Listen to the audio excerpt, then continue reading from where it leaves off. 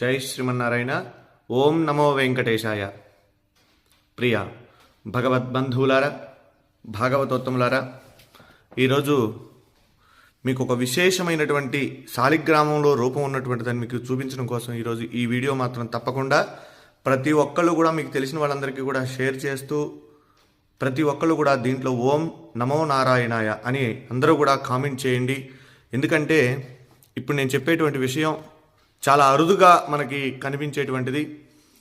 విష్ణు భగవాను యొక్క సాక్షాత్ రూపం శాలిగ్రామం అంటాం.